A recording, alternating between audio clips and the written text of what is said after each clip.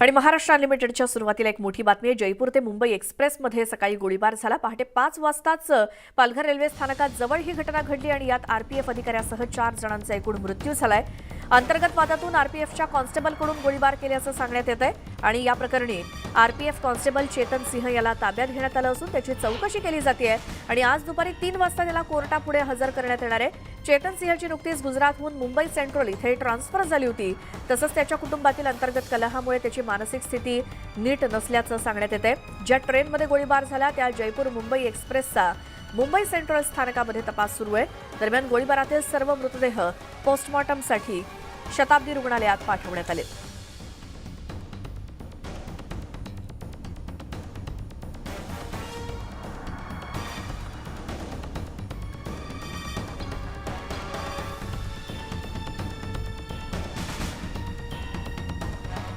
प्रणाली कापसे आमच्या प्रतिनिधी आपल्या सोबत आहेत। प्रणाली, आता मुंबई सेंट्रल स्टेशन वरती ही ट्रेन येऊन थांबवण्यात आलेली आहे आणि पुढील तपास जो सुरू आहे या सगळ्याबद्दल काय कळतंय? पहाटे 5 वाजता ही घटना घडल्यापासून आतापर्यंतचे अपडेट्स।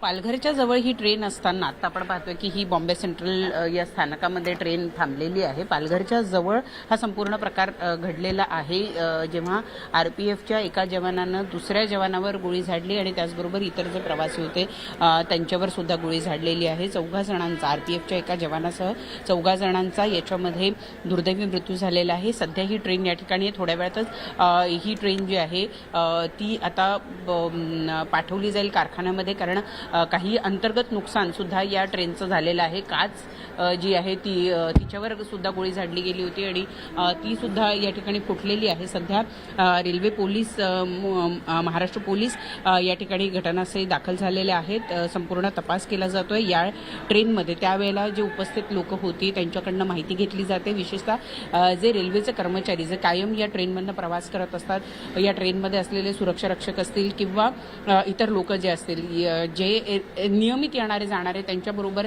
ज्यांचा संपर्क असतो, अशा सगळ्या लोकांकडनं माहिती घेतली जाते। परंतु सकाळी च्या सुमारास ही सगळी घटना घडली आणि त्यानंतर ट्रेन जी आहे, म्हणजे जी माहिती मिळते प्राथमिक त्यानुसार की 2 गोळीबार झाले, 2 वेळा गोळीबार झाले आणि त्याच्यामध्ये काही अंतर आहे। तर त्यामुळे नेमका काय प्रकार घडलेला आहे ते आपल्याला अजून अधिकृतरित्या सांगण्यात आलेलं नसलं तरी याच्यामध्ये 4 जणांचा मृत्यू झालेला आहे। जेव्हा ही ट्रेन दहिसर आणि बोरिवलीच्या जवळपास आली त्यावेळेला जो सुरक्षा रक्षक आहे तो त्याच्या हत्यारासह खाली उतरला आणि पळून जाण्याचा प्रयत्न करत होता, तेव्हा त्याला ताब्यात घेण्यात आलं आणि जे 4 लोक यामध्ये जखमी झाले होते त्यावेळेला त्यांना ताबडतोब शताब्दी रुग्णालयामध्ये नेण्यात आलेलं आहे। परंतु जी माहिती मिळते त्यानुसार 4ही जणांचा मृत्यू झालेला आहे आणि ट्रेनच्या आतमध्ये सुद्धा आपल्याला 2 ठिकाणी रक्त सांडलेलं बघायला मिळतं आहे। आत्ता पोलीस आणि सुरक्षा जी यंत्रणा आहे रेल्वे प्रशासनाची ती या ठिकाणी अधिकृत माहिती घेऊन संपूर्ण तपास करत आहेत। परंतु अतिशय दुर्दैवी धक्कादायक प्रकार म्हणावा लागेल। गेल्या कित्येक वर्षात अशा पद्धतीची कुठलीही घटना जी आहे ती घडलेली नाहीये आणि त्यामुळे हा अतिशय दुर्दैवी गंभीर असा प्रकार म्हणावा लागेल, ज्याच्यामध्ये सामान्य प्रवाशांसह एका सुरक्षा रक्षकाचा सुद्धा मृत्यू झालेला आहे। जो ज्या सुरक्षा रक्षकांना हा गोळीबार केलेला आहे त्याला पोलिसांनी ताब्यात घेतलाय, त्याच्याकडनं इतर माहिती जी आहे ती घेतली जाते। कामाचा ताण होता का, दोघांमध्ये नेमका काय वाद झालेला होता, त्या वादाचं पर्यावसन या गोळीबारामध्ये झालेलं आहे का, की या सुरक्षा रक्षकाचं इतर जे प्रवासी होते त्यांच्याबरोबर नेमकं भांडण झालं, नेमका प्रकार काय आहे हा अजून कळू शकलेला नाही। जी प्राथमिक माहिती मिळते त्यानुसार हा सुरक्षा रक्षक काहीतरी मानसिक ताणामध्ये होता आणि त्यातून हा प्रकार घडला असल्याचं प्राथमिकदृष्ट्या सांगितलं जात आहे। परंतु अधिकृतरित्या या संपूर्ण घटनेची चौकशी झाल्यानंतर कळू शकेल की नेमकं काय घडलेलं आहे, कारण याच्यामध्ये एका रेल्वे सुरक्षा रक्षकासह इतर प्रवाशांचा मृत्यू झालेला आहे आणि त्यामुळे हा प्रकार अतिशय गंभीर प्रकार आहे आणि त्यामुळे इथून पुढे जे सुरक्षा रक्षक असतात त्यांच्याकडे हत्यारं दिली गेली पाहिजे का, त्यांच्याकडे किती राऊंड असले पाहिजे, म्हणजे गोळ्या किती असल्या पाहिजे, या सगळ्या गोष्टींवर सुद्धा आता पुन्हा नव्यानं चर्चा होईल। त्याच्यावर नेमकं काय करावं लागेल, याच्यामध्ये काही बदल, नियमांमध्ये काही बदल करावे लागतील का, या सगळ्या गोष्टींची या घटनेनंतर चौकशी केली जाईल किंवा त्याच्यामध्ये बदल केला जाईल. या सगळ्या गोष्टी अतिशय गांभीर्यानं घ्याव्या लागेल, कारण मुळातच रेल्वे सुरक्षा, काही दिवसांपूर्वी आपण बघितलेले होतो की रेल्वेचा अपघात झाला होता आणि त्याच्यामध्ये सुद्धा मोठ्या प्रमाणावर लोकांचा जीव गेलेला होता. तो अपघाताचा प्रकार होता, परंतु हा घातपाताचा प्रकार आहे ज्याच्यामध्ये रागामध्ये गोळीबार झालेला आहे. त्यामुळे एकूणच रेल्वेची सुरक्षा आणि त्यामध्ये प्रवास करणाऱ्या प्रवाशांची सुरक्षा हा एक खूपच महत्त्वाचा आणि ऐरणीचा मुद्दा आजच्या या घटनेनंतर पुढे येणार आहे. आणि त्याच्यामुळे आता याच्यावर सविस्तर चर्चा होईल, बैठका होतील, कमिट्या बसवल्या जातील आणि त्यानंतर याच्यामध्ये काहीतरी निष्पन्न होताना आपल्याला दिसायला मिळेल. प्रणाली, धन्यवाद या सगळ्या माहितीसाठी.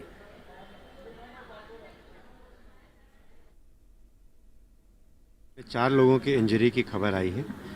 People who have been shot. One of them is an RPF ASI और बाकी 3 और लोग हैं.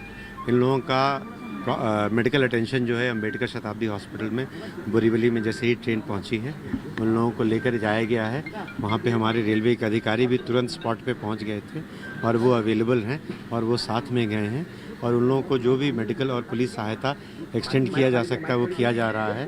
उनके परिवारजनों को भी कांटेक्ट किया जा रहा है और उनसे उनको जो एक्सग्रेशिया का अमाउंट है वो भी पहुंचाया जा रहा है. आता आणखी एक धक्कादायक बातमी आहे. मुंबईतूनच मुंबईच्या खारमध्ये एका पतीनं आपल्या पत्नीवरती भर रस्त्यात चाकूनं हल्ला केल्याची धक्कादायक घटना घडली आहे. चाकू हल्ल्यामध्ये पत्नी गंभीर जखमी झाली आहे. तिच्यावरती रुग्णालयात उपचार सुरू आहेत. काल रात्री धारावी शाहूनगर परिसरात वॉकसाठी गेले असताना पती पत्नीत वाद झाला आणि त्या वादानंतर पतीनं त्याच्याजवळ असलेल्या पेपर कटरनं पत्नीवरती हल्ला केला. पत्नीच्या गळ्यावरती वार करून पती फरार झालाय.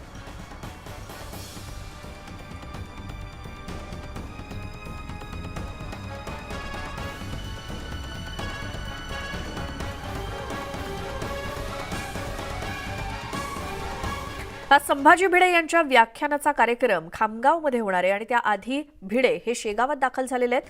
जिल्ह्यामध्ये भिडे यांच्या विरोधात संतापाची लाट आहे आणि माळी समाज, काँग्रेस आणि बहुजन समाज आक्रमक असल्याचं पाहायला मिळतंय. तात्पुरती संभाजी भिडे हे शेगावमध्ये गजानन महाराज मंदिरामध्ये दाखल झालेत. या सगळ्याचा आढावा घेतला आमचे प्रतिनिधी राहुल खंदारे यांनी. संभाजी भिडे बुलढाण्याच्या शेगावमध्ये गजानन महाराजांच्या चरणी या ठिकाणी दाखल झालेले आहेत. आपण देखील परिस्थिती बघू शकता की या ठिकाणी सर्व शिवप्रतिष्ठानचे जे कार्यकर्ते आहेत ते या ठिकाणी सकाळपासूनच मोठ्या प्रमाणात संभाजी भिडे यांच्या स्वागतासाठी या ठिकाणी आलेले आहेत आणि हीच ती रूम आहे ज्या ठिकाणी आपण बघू शकता की संभाजी भिडे आतमध्ये त्या ठिकाणी गेलेले आहेत आणि सकाळपासूनच संभाजी भिडेचा जो दौरा आहे तो बुलढाणा जिल्ह्यामध्ये या ठिकाणी सांगण्यात आलेला आहे. त्या दौऱ्यानिमित्त या ठिकाणी संभाजी भिडे जे आहेत ते शेगावच्या गजानन महाराजांच्या दर्शनासाठी शेगावमध्ये दाखल झालेले आहेत. वादग्रस्त वक्तव्य करून चर्चेत आलेले संभाजी भिडे आणि बुलढाणा जिल्ह्यामध्ये त्यांना काँग्रेस असेल, बहुजन समाज असेल, त्याचबरोबर राष्ट्रवादी देखील असेल, हे संपूर्णपणे या ठिकाणी त्यांना विरोध करणार आहेत. वातावरण जे आहे ते मोठ्या प्रमाणात या ठिकाणी आपल्याला पाहायला मिळतात. कुठल्याही प्रकारचा अनुचित प्रकार न घडावा यासाठी पोलीस प्रशासनाने देखील दक्षता घेतलेली आहे. मात्र संभाजी भिडे जे आहेत ते बुलढाण्याच्या शेगावमध्ये या ठिकाणी दाखल झालेले आहेत आणि गजानन महाराजांच्या जर्नी ते लवकरच आता नतमस्तक होतील. राहुल खंडारे, न्यूज 18 लोकमत, बुलढाणा. आता एक मोठी बातमी आहे अलिबागमधून. अलिबागमध्ये छत्रपती शिवाजी महाराजांबाबत अपशब्द वापरल्यामुळे शिवप्रेमी आक्रमक झालेत. एका समुदायाच्या काही अल्पवयीन मुलांनी छत्रपती शिवाजी महाराजांबाबत अपशब्द वापरल्यामुळे शिवप्रेमी संतापलेत. यावेळी शहरातील शिवाजी महाराज चौकामध्ये मोठ्या प्रमाणात एकवटलेल्या शिवप्रेमींनी घोषणाबाजी करत आंदोलन केलंय आणि यावेळी पोलिसांनी तत्काळ खबरदारीची पावलं उचलत अपशब्द उच्चारणाऱ्या मुलांना, या मुलांचं पालकांना सुद्धा बोलावून समज दिली आणि त्यांना माफी मागण्यास सांगितले. तरी देखील शिवप्रेमींचा संताप काही शांत झालेला दिसत नाहीये. आज अलिबाग बंदची हाक देण्यात आली आहे.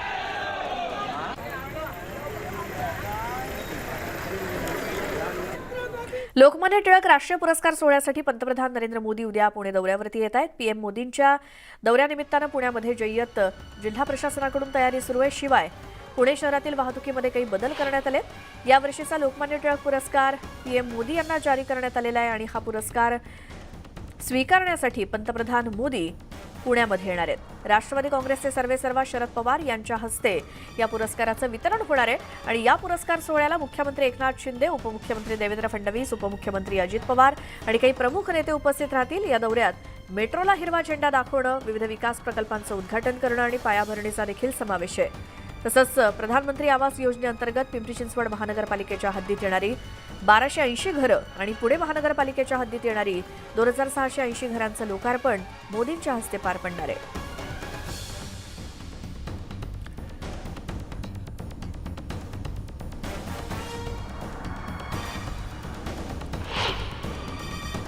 पंतप्रधान नरेंद्र मोदी यांच्या एकदिवसीय पुणे दौऱ्यासाठी पुणे पोलीस सज्ज झालेत. एक दोन नाही तर तब्बल 5000 पोलिसांचा बंदोबस्त जो आहे तो वेगवेगळ्या कार्यक्रमांच्या ठिकाणी असणार आहे. एसपी कॉलेजच्या ग्राउंडवरती जिथं नरेंद्र मोदींना टिळक पुरस्कार देण्यात येणार आहे तिथं सुद्धा एसपीजीनं ज्या ठिकाणी पुरस्कार देण्यात येणार आहे त्या एसपी ग्राउंडचा पूर्ण ताबा जो आहे तो घेतलेला आहे. त्यानंतर पुणे पोलिसांच्या हेडक्वार्टरमध्ये विविध प्रकल्पांचं लोकार्पण जे आहे त्याचा सुद्धा कार्यक्रम केला जाणार आहे. तिथल्याही कार्यक्रमाच्या स्थळाची आपण दृश्य पाहतोय. पूर्ण बंद असलेला मांडव जो आहे तो उभारण्यात आलेला आहे आणि इथे सुद्धा पोलिसांची मोठी कुमक जी आहे तिची डिप्लॉयमेंट करण्यात येणार आहे. जवळपास 5000 पोलीस या सगळ्या दौऱ्याच्या दरम्यान असतील. लोहगाववरून नरेंद्र मोदी हे विमानानं आल्यानंतर तिथून हेलिकॉप्टरनं ॲग्रिकल्चर कॉलेजच्या हेलिपॅडवरती उतरतील. साधारण इथून 500 मीटर अंतरावरती असलेल्या हेलिपॅडनंतर तिथून त्यांचा पुणे शहरातला साधारण 7 किलोमीटरचा रोडनं प्रवास असणार आहे, रस्त्यानं प्रवास असणार आहे, ज्याच्यामध्ये दगडूशेठ मंदिरात ते जातील, आरती करतील.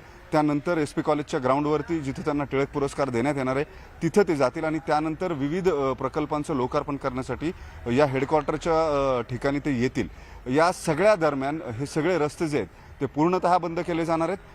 त्या संदर्भातला खुलासा जो आहे तो ट्रॅफिक पोलिसांनी यापूर्वीच केलेला आहे. आणि सगळ्यात महत्त्वाचं ज्या वेगवेगळ्या संघटनांकडून सातत्याने इशारे देण्यात येत आहेत मणिपूरच्या पार्श्वभूमीवरती नरेंद्र मोदी यांच्या दौऱ्याला विरोध केला जातोय किंवा आंदोलनं जी आहेत ती केली जातील असं सांगण्यात येतं. या सगळ्याची अत्यंत कसोशीनं चौकशी जी आहे ती पुणे पोलिसांकडून सुरू आहे. ज्यांच्याकडून आंदोलनं करण्याची सूचना देण्यात आलेली आहे त्या सगळ्यांना बोलवून समजावण्याचा प्रयत्न जो आहे तो पुणे पोलिसांकडून सुरू आहे. व्हिडिओ जर्नलिस्ट सचिन अन्साटेसह वैभव सोनोनी, न्यूज 18 लोकमत, पुणे. पुढची बातमी. राज्यपाल नियुक्त आमदारांसाठी महाविकास आघाडी सरकारनं दिलेली यादी रद्द करून सरकारनं नव्या नियुक्त्यांसाठी हालचाली सुरू केल्या आहेत. दरम्यान सर्वोच्च न्यायालयानं या संदर्भात दिलेल्या निर्देशानुसार सुनील मोदी यांनी याविषयी मुंबई उच्च न्यायालयात नव्यानं याचिका दाखल केली आहे. त्यावरती आज मुख्य न्यायमूर्ती देवेंद्र कुमार उपाध्याय यांच्यापुढे सुनावणी होणार आहे. महाराष्ट्र विधान परिषदेवरील राज्यपाल नियुक्त 12 आमदारांच्या नियुक्त्या मागच्या 3 वर्षांपासून रखडलेल्या आहेत. या संदर्भात महाविकास आघाडी सरकारनं पाठवलेली यादी तत्कालीन राज्यपालांनी मंजूर केलेली नाही.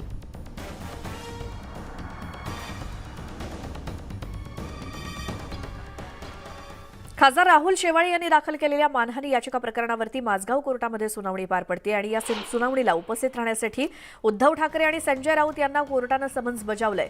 सामना या राजकीय मुखपत्रात शिवसेना खासदार राहुल शेवाळेंविरोधात बदनामीकारक मजकूर प्रकाशित केल्याचं हे प्रकरण आहे. मुंबई न्याय दंडाधिकारी न्यायालयानं उद्धव ठाकरे आणि संजय राऊत यांना दुसऱ्यांदा समन्स बजावलंय. त्यामुळे आता उद्धव ठाकरे आणि संजय राऊत यांच्या अडचणीमध्ये वाढ होण्याची शक्यता आहे.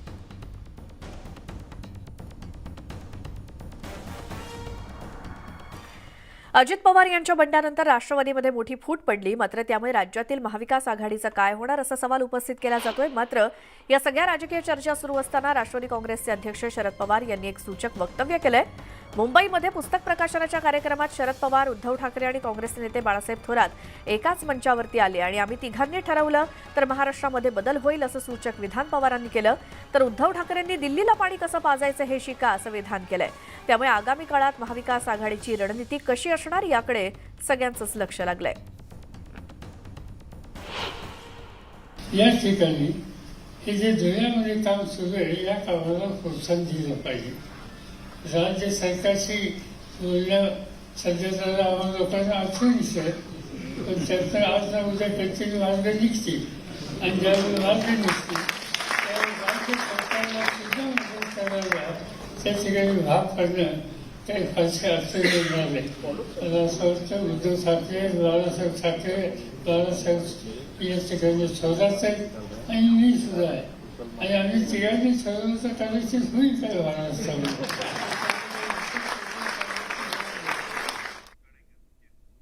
येत्या बुधवारी म्हणजेच 2 ऑगस्टला संध्याकाळी महाविकास आघाडीच्या सर्व नेते आणि आमदारांच्या उपस्थितीत महत्त्वाची बैठक होणार आहे. वानखेडे स्टेडियमच्या गरवारे क्लबमध्ये ही बैठक होईल. बैठकीला शिवसेना पक्षप्रमुख उद्धव ठाकरे उपस्थित राहणार आहेत. त्यामुळे या बैठकीकडे राजकीय वर्तुळाचं लक्ष लागलंय.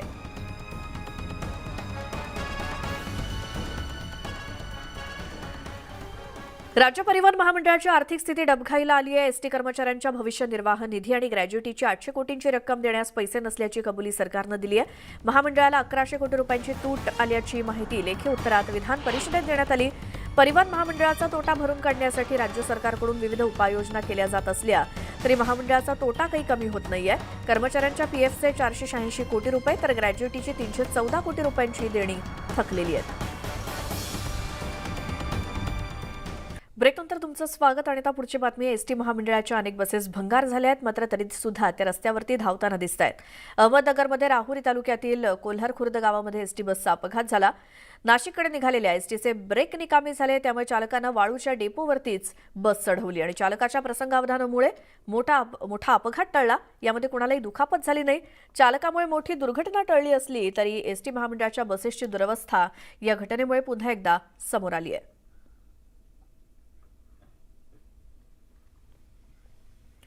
सोलापूर जिल्ह्यामध्ये गेल्या 8 दिवसांपासून संततधार पाहायला मिळते आणि जिल्ह्यातील अनेक भागामध्ये रस्ते चिखलमय झालेत. रस्त्याच्या अनेक भागात पावसाच्या पाण्यामुळे डबकी साचली आहेत. सोलापूर जिल्ह्यातील केम गावात टेम्पो चालकाला डबक्यात साचलेल्या पाण्याचा सामना करावा लागला आणि केम रेल्वे बोगद्याजवळ टेम्पो चिखलामध्ये रुतून बसल्यामुळे चालकाला चिखलामध्ये लोळून आपला टेम्पो बाहेर काढण्याची वेळ आली. त्यामुळे केम गावाकडे जाणारी वाहतूक काही काळ खोळंबली होती. चिखलामध्ये माखलेल्या चालकाचा हा व्हिडिओ सोशल मीडियात व्हायरल झालाय.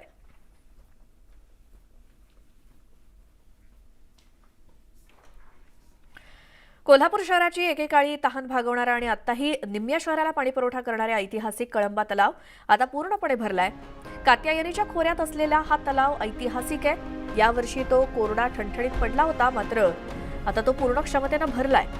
तलाव तुडुंब भरल्यामुळे निम्म्या कोल्हापूर शहरासह कळंबा आणि पाचगावचा पाणी प्रश्न सुटलाय. गेल्या वर्षीपेक्षा जवळपास 8 दिवसांनी तलाव उशिरा ओव्हरफ्लो झालाय. कळंबा तलावाच्या सांडव्यावरून पाणी बाहेर पडल्यानं पर्यटकांनी इथे मोठी गर्दी केली आहे आणि तलाव परिसरात गर्दी वाढल्यामुळे बंदोबस्त सुद्धा तैनात ठेवण्यात आलाय.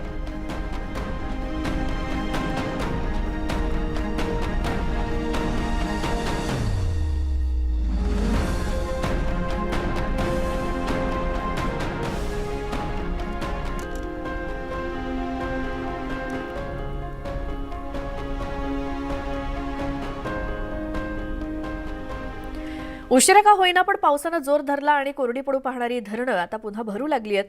पिंपरी चिंचवड शहराला पाणी पुरवठा करणाऱ्या मुख्य पवना धरणामध्ये पाण्याची आवक वाढली आहे. मावळामध्ये पावसाचा जोर कमी झालाय तरी तालुक्यातील सिंचन आणि पिण्यासाठी लागणारं पाणी धरणामध्ये मुबलक प्रमाणात उपलब्ध आहे. यामुळे मावळवासियांची वर्षभराची पाण्याची चिंता मिटली आहे. सध्या पवना धरणामध्ये 86.34% पाणीसाठा आहे तर मागच्या वर्षी 81.30% पाणीसाठा शिल्लक होता.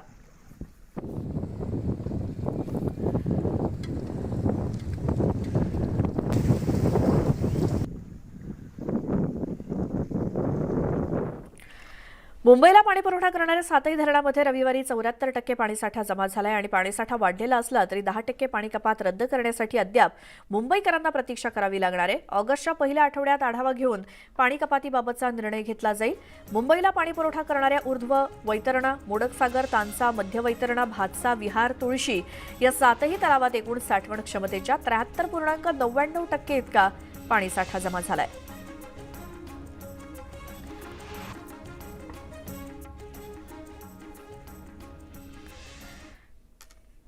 रत्नागिरी जिल्ह्यातील मच्छीमारांना मासेमारीचे वेध लागलेत. शासनाच्या नियमानुसार 1 ऑगस्टपासून मासेमारी बंदी उठवली जाणार आहे. त्यामुळे समुद्रातील मासेमारीसाठी मच्छीमार बांधवांच्या बोटी सज्ज झाल्यात आणि 1 ऑगस्टपासून पारंपरिक मासेमारी सुरू होईल.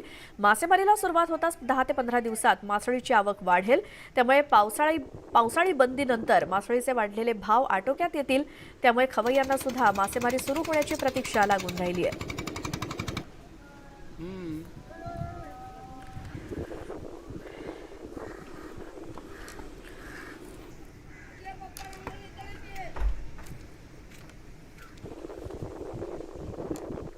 महाराष्ट्र अनलिमिटेडच्या सुरुवातीला एक मोठी बातमी आहे. पावसासंदर्भातली मुसळधार पावसानं पालघरला झोडपून काढलंय. जव्हार, मोखाडा, विक्रमगडमध्ये मुसळधार पाऊस झालाय. शेती, रस्ते, पुलाचं मोठं नुकसान झालंय. मुख्य बाजारपेठांशी संपर्क तुटलाय.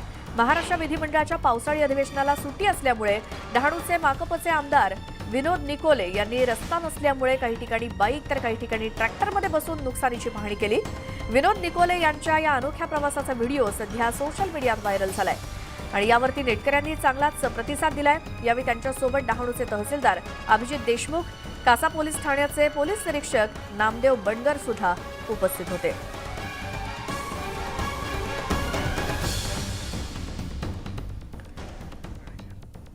सोलापूर जिल्ह्यामध्ये गेल्या 8 दिवसांपासून संततधार पाहायला मिळते. जिल्ह्यातील अनेक भागामध्ये रस्ते चिखलमय झाले आहेत. रस्त्यांच्या अनेक भागात पावसाच्या पाण्यामुळे डबकी साचली आहेत.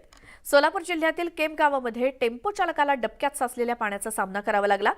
केम रेल्वे बोगद्याजवळ टेम्पो चिखलामध्ये रुतून बसला. त्यामुळे चालकाला चिखलात लोळून आपला टेम्पो बाहेर काढण्याची वेळ आली. त्यामुळे केम गावाकडे जाणारी वाहतूक काही काळ खोळंबली होती. या चिखलात माखलेल्या चालकाचा व्हिडिओ सोशल मीडियात व्हायरल झालाय.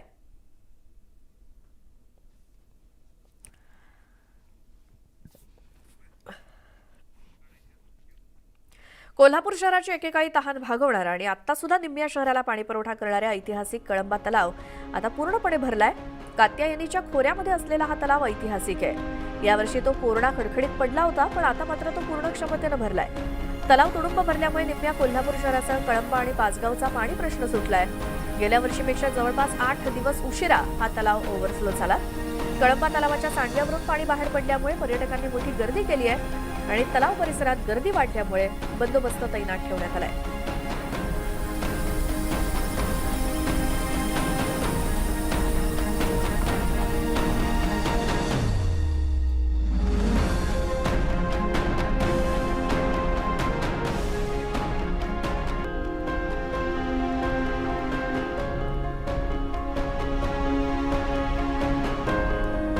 उशिरा का होईना पण पावसानं जोर धरला आणि कोरडी पडून पाहणारी धरणं आता पूर्णपणे भरू लागली आहेत. पिंपरी चिंचवड शहराला पाणीपुरवठा करणाऱ्या मुख्य पवना धरणामध्ये पाण्याची आवक वाढली आहे. मावळामध्ये पावसाचा जोर कमी झाला असला तरी तालुक्यातील सिंचन आणि पिण्यासाठी लागणारं पाणी धरणामध्ये मुबलक प्रमाणात उपलब्ध आहे. त्यामुळे मावळवासियांची वर्षभराची पाण्याची चिंता मिटली आहे. सध्या पवना धरणामध्ये 86.34% पाणीसाठा आहे, तर मागच्या वर्षी 81.30% पाणीसाठा या दिवशी शिल्लक होता.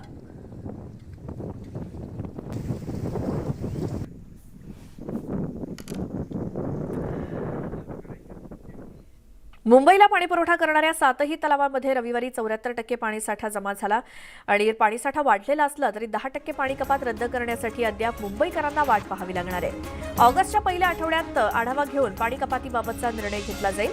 मुंबईला पाणीपुरवठा करणाऱ्या उर्ध्व वैतरणा, मोडकसागर, तानसा, मध्य वैतरणा, भातसा, विहार, तुळशी अशा 7ही तलावात एकूण साठवण क्षमतेच्या 73.99% पाणीसाठा आता जमा झालाय.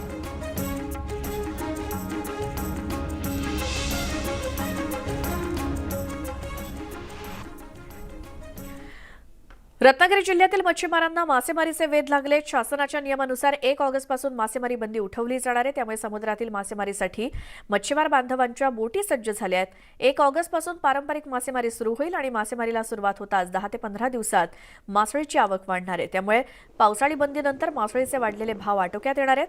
त्यामुळे खवय्यांना सुद्धा मासेमारी सुरू होण्याची प्रतीक्षा लागून राहिली आहे.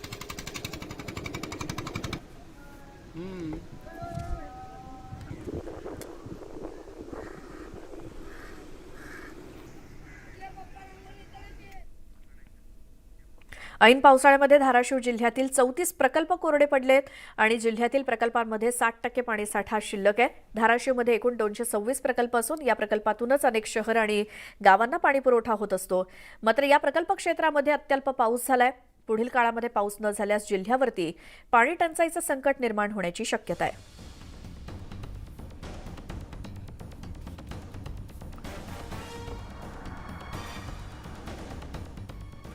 धाराशिवमध्ये सोयाबीनच्या पिकाला शंखी गोगलगाईमुळे आणि पैसा अळीमुळे धोका निर्माण झाला आणि रातोरात नवे अंकुर गायब झाल्यामुळे सोयाबीन उत्पादक शेतकरी हवालदिल झालेत. जुलैच्या शेवटच्या पंधरवड्यात पावसाचा जोर वाढल्यामुळे पेरणीचा टक्का वाढला. साधारण 85% पेरण्या पूर्ण झाल्यात. मात्र पिकांवरील रोगांच्या प्रादुर्भावामुळे शेतकरी चिंतित आहेत.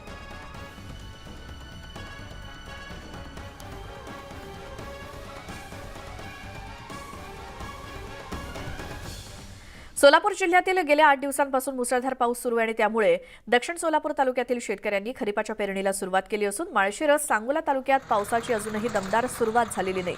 सुमारे 1 लाख हेक्टरवरील पेरण्या पूर्ण झाल्या असून बार्शी तालुक्यात सर्वाधिक खरीप हंगामाच्या पेरण्या पूर्ण झालेल्या आहेत आणि त्या पाठोपाठ दक्षिण सोलापूर, उत्तर सोलापुरात खरीप हंगामाच्या पेरण्यांचं प्रमाण जास्त आहे. सोलापूर जिल्ह्यासाठी वरदान असलेल्या उजनी जलाशयाची पाणी पातळी वाढायला सुरुवात झाली आहे.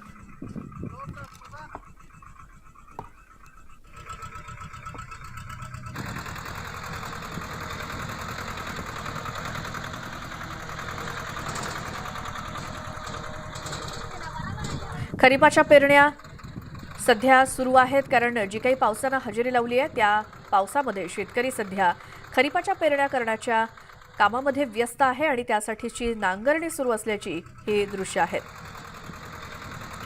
रत्नागिरी जिल्ह्यात कर्दे-मुरुड डोंगरामध्ये मोठ्या प्रमाणात उत्खनन करून लवासासारखी सिटी उभारण्यात येते आणि त्यामुळे पिढ्यानपिढ्या वास्तव्यास असणाऱ्या वाड्यांना धोका निर्माण झालाय.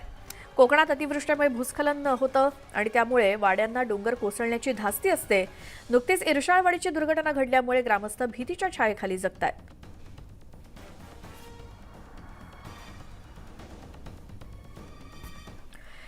गेल्या 15 दिवसांपासून मुंबईसह राज्याला झोडपून काढणारा पाऊस आता 10 दिवस विश्रांती घेणार आहे. भारतीय हवामान विभागाने दिलेल्या माहितीनुसार कोकण वगळता राज्यात कुठेही पाऊस पडणार नाही.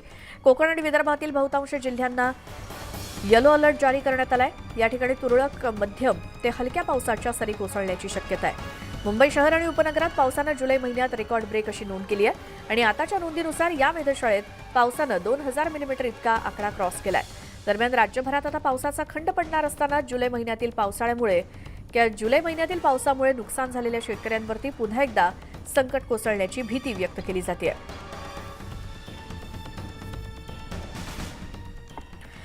फाटक्या चलनी नोटा कुणीही घेत नाही, त्यामुळे फाटकी नोट जवळ असेल तर आपल्याला टेन्शन येतं. मात्र फाटक्या नोटांचं हे विकतचं दुखणं घेऊन कोऱ्या नोटा देणारी एक व्यक्ती सध्या चर्चेचा विषय ठरली आहे. कोण आहे ती पाहूयात.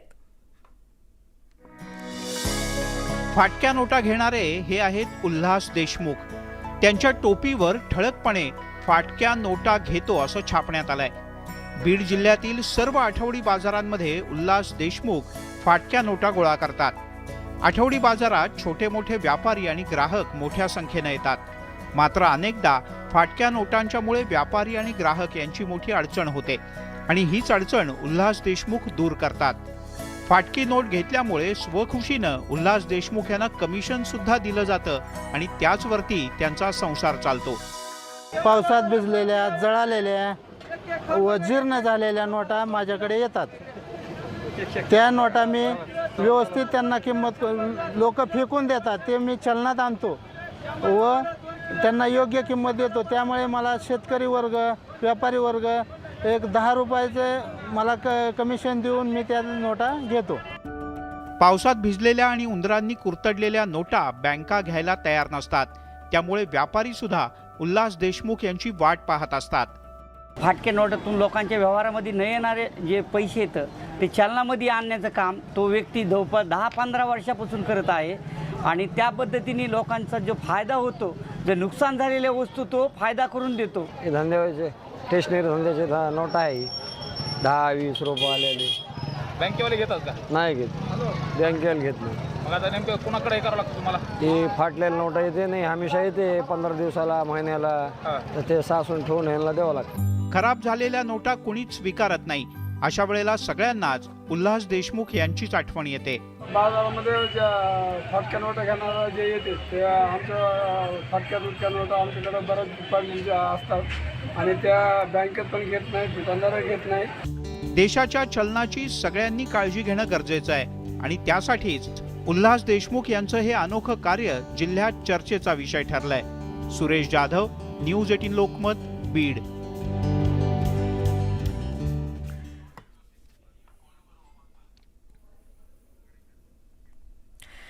आणि आता पुढच्या बातमीकडे वळूयात. ते म्हणजे एसटी महामंडळाच्या अनेक बसेस या भंगार झालेल्या आहेत, मात्र तरीसुद्धा या त्या रस्त्यांवरती धावताना पाहायला मिळतात. अहमदनगरमध्ये राहुरी तालुक्यातील कोल्हार खुर्द गावामध्ये एसटी बसचा अपघात झाला. नाशिककडे निघालेल्या एसटीचे ब्रेक निकामी झाले, त्यामुळे चालकानं वाळूच्या ढिगाऱ्यावरती ही बस चढवली. चालकाच्या प्रसंगावधानामुळे मोठा अपघात टळला, मात्र यात कुणाला दुखापत झाली नाही. चालकामुळे मोठी दुर्घटना टळली असली तरी एसटी महामंडळाच्या बसेसची दुरवस्था या घटनेमुळे पुन्हा एकदा समोर आली आहे.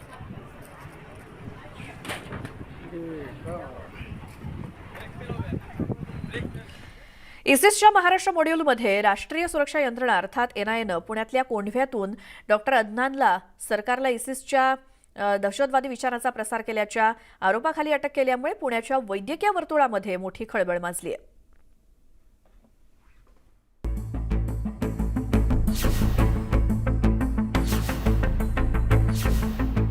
कुख्यात दहशतवादी संघटना आयसिस भारतात आपली पाळंमुळं रोवण्याचा प्रयत्न करते. यावेळी त्यांनी महाराष्ट्र निवडलं होतं. मात्र एनआयए अर्थात भारतीय तपास यंत्रणेने नुकताच आयसिसचा तो डाव उधळून लावलाय। एनआयएनं पुण्याच्या कोंढवा परिसरातून डॉक्टर अदनान अलीला बेड्या ठोकल्या। त्याच्या अटकेमुळे आयसिसच्या महाराष्ट्र मॉड्यूलचा पर्दाफाश झालाय। महिनाभरापूर्वी एनआयएने मुंबईत गुन्हा दाखल करून 3 संशयित आरोपींना अटक केली होती।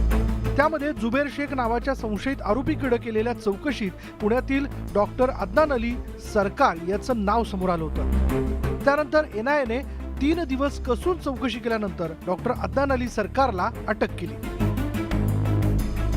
पुण्याच्या बीजी मेडिकल कॉलेजमधून प्रथम क्रमांकाने उत्तीर्ण झालेला अदनान अली सरकार हा एके दिवशी ISIS सारख्या दहशतवादी संघटनेच्या सुद्धा हाताला लागेल असा विचार पुण्यातल्या वैद्यक क्षेत्रात कुणीही केलेला नव्हता। मात्र डॉक्टर होण्यापर्यंत हुशारी असलेला सरकार हा दहशतवादाच्या विळख्यात अडकलाय आणि आता त्याच्या सोबतीनं नवीन लोकांची सुद्धा रिक्रुटमेंट करतोय। पुण्यातील प्रसिद्ध भूलतज्ञ म्हणून डॉक्टर अदनान अली सरकारची ओळख आहे। बीजे शासकीय वैद्यकीय महाविद्यालयातून त्यानं शिक्षण घेतलं होतं। चांगल्या मार्क्सनं तो पास झाला होता। तो शहरातील अनेक नामांकित रुग्णालयात भूलतज्ञ म्हणून काम करत होता। त्याच्या अटकेमुळे अनेकांना धक्का बसला। डॉक्टर अदनान अली सरकार हा ISISच्या महाराष्ट्र मॉड्यूलसाठी काम करत होता। तरुणांचं मतपरिवर्तन करून त्यांना आयसिसमध्ये सहभागी होण्यासाठी प्रवृत्त करत होता। ISISच्या महाराष्ट्र मॉड्यूलमध्ये एनआयएनं पुण्यात कोंढव्यातून डॉक्टर अदनान अली सरकारला अटक केली आहे। डॉक्टर अदनान अली हा पुण्यातला प्रसिद्ध भूलतज्ञ आहे। सरकार याच्या अटकेमुळे वैद्यकीय क्षेत्रामध्ये मोठी खळबळ उडाली। वैद्यकीय क्षेत्रात उज्ज्वल भविष्य असताना डॉक्टर अदनान अली सरकार आयसिस सारख्या कट्टर दहशतवादी विचारांकडे ओढला गेला। त्यामुळं आता त्याला तुरुंगाची हवा खाण्याची वेळ आली आहे। मात्र अदनान अलीच्या अटकेमुळे आयसिस भारतात नेटवर्क तयार करण्याच्या प्रयत्नात असल्याचं पुन्हा एकदा समोर आलंय। त्यामुळे तपास यंत्रणा अधिक सतर्क झाली आहे। व्हिडिओ जर्नलिस्ट सचिन हंसाटेसह वैभव सोनवणे, न्यूज 18 लोकमत, पुणे। ब्रेकनंतर बातमी आहे अलिबागमधून। अलिबागमध्ये छत्रपती शिवाजी महाराजांबाबत अपशब्द वापरल्यामुळे शिवप्रेमी आक्रमक झालेत। एका समुदायाच्या काही अल्पवयीन मुलांनी छत्रपती शिवाजी महाराजांबाबत अपशब्द वापरल्यामुळे शिवप्रेमी संतापले आणि यावेळी शहरातील छत्रपती शिवाजी महाराज चौकामध्ये मोठ्या प्रमाणात एकवटलेल्या शिवप्रेमींनी घोषणाबाजी करत आंदोलन केलं। यावेळी पोलिसांनी तत्काळ खबरदारीची पावलं उचलत अपशब्द उच्चारणाऱ्या मुलांसह पालकांना बोलावून समज दिली आणि त्यांना माफी मागण्यास सांगितलं। तरी देखील शिवप्रेमींचा संताप काही शांत झालेला नव्हता। आज अलिबाग बंदची हाक देण्यात आली आहे।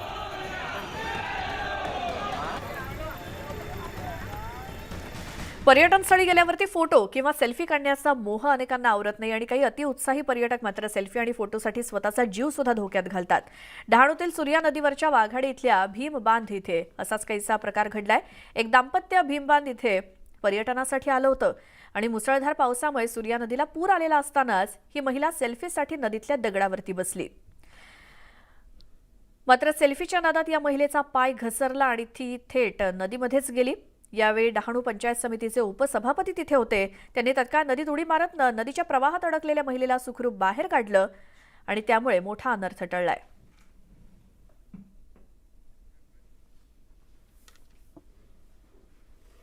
कल्याण पश्चिमेच्या गौरीपाडा तलावामध्ये शेकडो मासे रोज मृत्युमुखी पडतायत। सध्या तलावाच्या काठावरती शेकडो माशांचा खच पडलेला दिसतोय। त्यामुळे या परिसरात मोठ्या प्रमाणात दुर्गंधी पसरली आहे।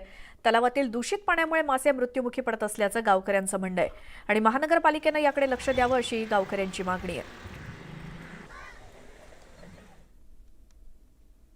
ह्या तलावामध्ये येतोय, मागचं सांडपाणी पूर्ण तलावात येते। त्या येणाऱ्या पाण्यामुळे या मासे मृत पावलेत असा आमचा अंदाज आहे। तर केडीएमसीने जी तलावाला कर्नालदेवी तलावाला जी भिंत बांधली आहे तिची हाईट वाढवावी अशी आमची मागणी आहे की जेणेकरून तो पाणी आतमध्ये येणार नाही। और मागच्या काही वर्षापूर्वी ह्याच तलावामध्ये 150 ते 200 कासव मेले होती। तर कोणतं कारण आहे आणि केडीएमसीने येऊन इथले मासे जे मृत पावलेत ते घेऊन जाऊन टेस्ट करावी आणि कोणतं कारण आहे, कशामुळे जे मासे मृत पावलेत याची चौकशी करावी एवढीच आमची मागणी आहे।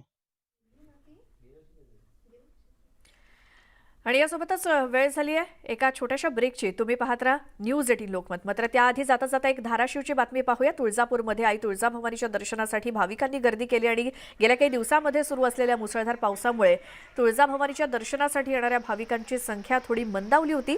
मात्र जुलैच्या शेवटी आलेल्या सलग सुट्ट्यांमुळे भाविक मोठ्या संख्येनं तुळजापुरात दाखल झालेत।